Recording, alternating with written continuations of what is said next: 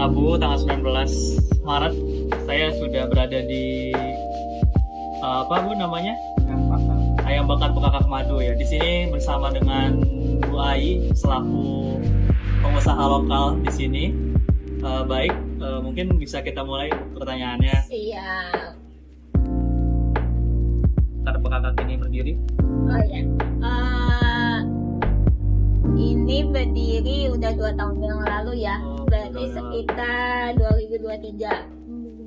Ceritanya memang kan kalau saya menganalisa, kita usaha itu lebih baik mencari usaha yang modalnya kira-kiranya tidak terlalu besar gitu kan. Nah, dan yang dibutuhkan oleh orang setiap hari. Makanya saya memilih makanan itu cenderung orang itu kan pasti butuh makanan. Iya. Anak kecil maupun dewasa pasti butuh makan. Nah, modalnya itu kalau makanan kan tidak terlalu yang besar banget seperti sembako gitu. Jadi lebih terjangkau gitu. Itu sih yang akhirnya memutuskan untuk usaha ayam bakar Bekakak Madu. Dan kebetulan ini tuh ayamnya yang pertama kan temen nih yang punya ayam bakar Bekakak Madu ini. Jadi saya mah sebagai cabang gitu. Dan sudah teruji kalau masalah rasa mah gitu ya. Oke. Resep hingga menjadi ciri khas usaha ini yang pastinya kan usaha ini ada ciri khasnya gitu kan, jadi yang membedakan dari ayam Bekakak Madu yang lain. Ya, pengembangan resep kan kita melihat ya ayam bakar yang lain dan kita mencari titik pembeda supaya kita itu tidak terlalu sama persis lah. Ada poin tertentu. Nah, yang pertama mungkin yang membedakan kan kita menyuguhkan bekakak. Nah, tidak semua ayam bakar itu punya bekakak. Nah, itu poin 1. Jadi berarti jarang dipunyai oleh ayam bakar yang lain. Jadi kalau yang nyari bekakak pasti ke sini. Oh iya. Nah, kalau masalah resep dengan kita sering mencicipi ayam bakar yang lain, akhirnya bisa memutuskan resep inilah yang kita pakai. Lagi yang rasa madu itu jarang. Oh iya. Jarang orang pakai. Besar dalam menjalankan bisnis ayam bakar Bekakak ini. Untuk saat ini ya. Iya. Saat ini kan perekonomian bukan cuma Indonesia, dunia pun sama gitu kan, lagi agak lumayan kurang baik gitu. Nah, tantangan pasti banyak. Dengan banyaknya orang PHK, orang kebanyakan lari ke usaha, otomatis persaingan semakin besar. Oh, iya. Orang menyuguhkan fasilitas di setiap kios atau kayak kafe itu kan semakin banyak ya. Tapi saya lebih fokus ke rasa. Kita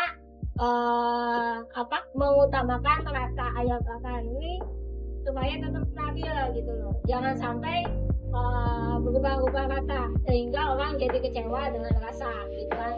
Nah, itu nomor 1 poinnya. Karena ayam bakar bolehlah banyak, tapi yang punya rasanya seperti yang punya saya kan cuma sini gitu. Iya. Kalau untuk pemasaran online pun kita pakai gitu. Orang juga pakai. Karena memang sekarang masanya kan tetap online. Iya, Kita harus betul. ngikutin zaman kan. Iya. Tapi saya cenderung online itu iklan di platformnya, Di platformnya. di Shopee Food atau di GoFood-nya gitu. Saat ini memang peranan sosmed itu sangat berpengaruh. Iya betul. Tapi kalau saya lebih memilih kita sambil berjalan aja, karena kalau kita terlalu fokus mengejar untuk promosi, biaya iklan itu besar. Karena pada dasarnya usaha itu proses, nggak bisa namanya instan langsung pasti dapat pasti ada proses. Nah, itu ya, karena istilahnya kita tetap pakai tapi sambil berjalan aja, tidak terlalu yang ambisi untuk Yang berfokus banget sama di itu. situ ya. Nah, tetap kita lebih ke pelayanan terhadap konsumen juga itu penting secara offline, karena terkadang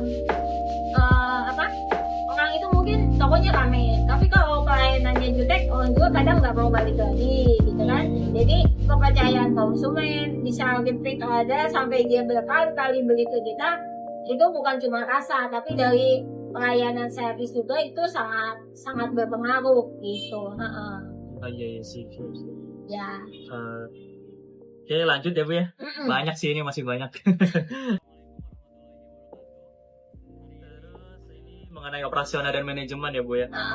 Bagaimana sih sistem pengelolaan bahan baku agar kualitasnya tuh tetap terjaga, karena kan ini bahan bakunya yang pastinya punya rentan waktu yang cukup dekat ya. Maksudnya cepat basi gitu ya. Itu bagaimana sih pengelolaan bahan bakunya? Ya, karena tadi kan ayam itu tidak bisa tahan lama. Iya, betul. Dia paling 24 jam misalkan 12 jam. Nah, kita di samping itu produksi kita sekaligus. Ya, kalau misalkan kita kan proses ayam itu kayak diungkep naon lah. Ya, diungkep itu ya dimasak dulu gitu kan. Nah, dibumbuin bumbu rempah biasa. Itu kita simpan di freezer. Kita simpan di freezer karena kan kalau freezer itu tetap yang paling aman lah ya, untuk cita rasa gitu. Dan kita pun tidak memajang ayam bakar itu langsung kena udara. Jadi tetap kita pindahkan dari freezer itu ke showcase supaya rasanya tetap ada gitu. Karena kalau biasanya yang suka berubah rasa itu kalau dipajang di luar, kelamaan di luar, nah itu biasanya yang bisa mempengaruhi rasa. Jadi nggak fresh lagi ya? Ya, kurang fresh lagi. Ya tetap terlalu beresiko kalau ditaruh di luar. Atau misalkan acara khusus kan, itu kan pasti banyak banget pesanan, ada terjadinya lonjakan permintaan, itu gimana sih cara menanganinya? Ya, tadi yang operasional nggak dijelasin dong. Belum dijelasin. Ya, tadi yang mengenai operasional manajemen gitu, berarti kan itu kita bicara masalah keuntungan ya, standar harga kan. Nah, kalau misalkan kita ambil rata-rata sih, kalau misalkan harga jual dengan biaya produksi berapa, karena memang untuk saat ini kalau seharusnya sih keuntungan itu 100% ya kalau kuliner itu yang pernah saya dengar itu ya. Tapi untuk saat ini karena kita persaingan terlalu banyak, kita nggak bisa seperti itu gitu. Paling kita ngambil keuntungan sekitar 30%. Tapi saya nyiasatinnya biasanya, makanya kita produksi itu banyak.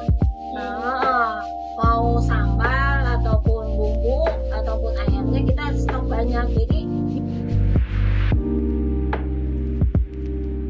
mungkin untuk pertanyaan terakhir ya Bu ya, apa sih saran untuk mereka yang mungkin mau mulai bisnis khususnya dalam bidang kuliner? Saran bagi orang yang mau memulai bisnis, ya kalau saya sih prinsipnya kita berani mencoba aja dulu. Karena kalau kita ngomongin hasil itu urusan Tuhan ya, Allah ya. Karena tugas kita itu sebagai manusia ya usaha gitu. Jadi dari kita mencoba itu kita jadi pasti tahu sebetulnya kekurangannya apa, kelebihannya apa gitu. Jadi karena kalau kita hanya berpikir dan memikirkan semua ide itu kan bagus, tapi kalau kita tidak pernah terjun, kita tidak akan pernah tahu plus minus dari bisnis yang akan kita jalani. Jadi kita tidak bisa hanya melihat orang lain, lebih baik berani mencoba, berani terjun, ya tekunin aja gitu. Karena proses itu harus ada, nggak mungkin orang itu tiba-tiba langsung maju, itu nggak ada. Hukum alam itu pasti ada di atas, ada di bawah gitu. Jadi kita harus siap untuk menjalani semua itu. Ataupun proses, ya insya Allah semua usaha itu nggak akan